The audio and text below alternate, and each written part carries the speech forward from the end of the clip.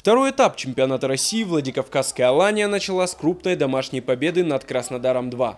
Первые минуты матча для красно-желтых оказались обескураживающими. Чувствовалась легкая нервозность, что привело к быстрому голу в ворота Тамаева. Но пропущенный мяч подстегнул барсов активнее идти в атаку. Владикавказцы начали навязывать сопернику свой футбол, взяв мяч под контроль. В итоге гол не заставил себя ждать. Ацамаз Бураев, который последнее время демонстрирует отличную игру, сравнял счет точным ударом головой. Соперник не успел перестроиться. Игрокам Краснодара-2 не удавалось зацепиться за мяч. В результате до перерыва красно-желтые уже вели со счетом 2-1. Все тот же Бураев оформил дубль.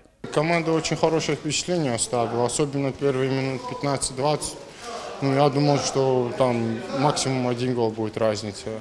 Но нам повезло, там практически процентов 90 мы реализовали из того, что имели.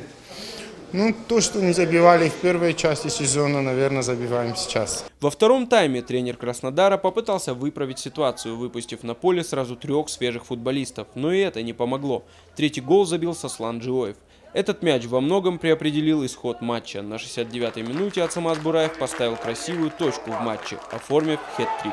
Беспроигрышная серия нашей команды теперь насчитывает 3 матча, а качество игры с каждым матчем улучшается. Следующий поединок Алания проведет 21 апреля в Грозном с местным Тереком 2. Артем Балатаев, Андрей Попов, Заур Цеов, Осетия ТВ.